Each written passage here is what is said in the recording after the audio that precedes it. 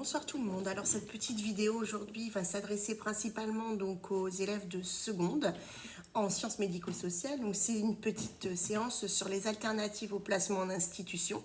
Donc dans un premier temps, on va voir quelles sont ces alternatives qu'on propose aux personnes âgées. Et dans un second temps, on va travailler un petit peu sur la charte des droits de la personne âgée dépendante. Alors, comme vous avez pu voir dans votre cours que je vous ai envoyé la dernière fois sur École Directe, il existe plusieurs alternatives au placement des personnes âgées en institution. Ça veut dire quoi une alternative? C'est-à-dire d'autres possibilités que de placer des personnes âgées dans les EHPAD. D'accord? Alors, je vous ai fait un petit schéma. Je ne sais pas si vous allez bien voir correctement. Je le bouge un petit peu. Voilà. Donc, au niveau des alternatives, on a d'abord l'accueil de jour.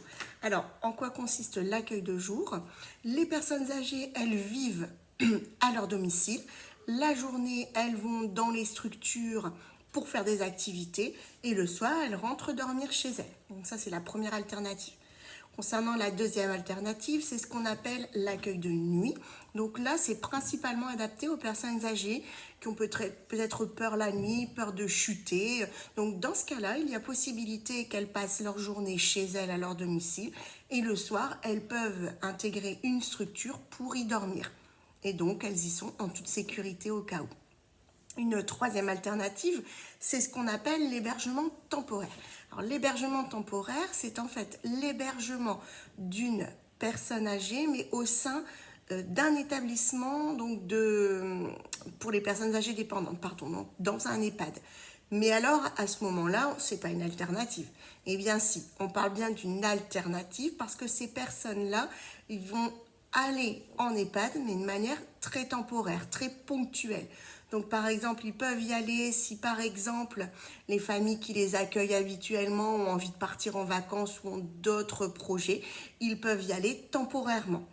Ou autre possibilité, si c'est des personnes qui envisagent à plus ou moins long terme d'intégrer l'EHPAD, ils peuvent aller en accueil temporaire, donc un petit temps, pour essayer de voir donc à quoi ressemble l'EHPAD, comment ça s'organise, comment fonctionnent les repas, les activités, la cohabitation avec les autres résidents, etc.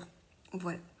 Et enfin, une dernière alternative, c'est ce qu'on appelle le placement familial. Donc vous connaissez déjà un petit peu le principe des nounous, des assistantes maternelles, donc qui accueillent en fait à leur domicile des enfants la journée. Mais là, c'est un petit peu pareil, sauf qu'en fait, on va accueillir, quand je dis on, ce sont des assistants familiaux qui vont accueillir jour et nuit des personnes âgées à leur domicile. D'accord? Donc en fait, la personne âgée va avoir une nouvelle famille, entre guillemets, et elle va vivre donc à temps complet chez cette famille. D'accord? Donc voilà un petit peu pour les alternatives. Donc je répète, soit la personne elle y est donc la journée, mais elle repart dormir chez elle le soir, donc accueil de jour. Soit un accueil de nuit, dans ce cas-là, la personne elle est à son domicile la journée et elle part dormir dans un EHPAD pour la nuit. Soit un placement familial où là, la personne âgée est accueillie au sein d'une famille qui dispose d'un agrément jour et nuit. D'accord? Et enfin, dernière possibilité, c'est ce qu'on appelle l'hébergement temporaire, où là, la personne âgée est accueillie de manière brève et temporaire dans une EHPAD. Voilà donc pour les alternatives. Enfin, on va passer maintenant donc à l'objectif 2. Je ne peux pas vous demander si vous avez des questions parce que c'est un peu compliqué. C'est vraiment une vidéo. Donc, on fait vraiment ce qu'on peut. J'espère que vous comprenez mes explications, que je suis claire. Je vous avoue, je ne suis pas youtubeuse. Donc, vraiment, je fais ce que je peux. Donc, on va passer au deuxième objectif. C'est ce qu'on appelle la charte pour les personnes âgées dépendantes. Donc, cette petite charte, pareil, j'ai fait un petit mot, mais je ne sais pas si ça va passer.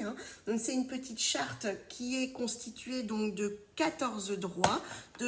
En gros, qu'est-ce que ça veut dire? Ce sont les 14 choses, les 14 droits qu'ont les personnes âgées dans les EHPAD ou dans leur vie au quotidien.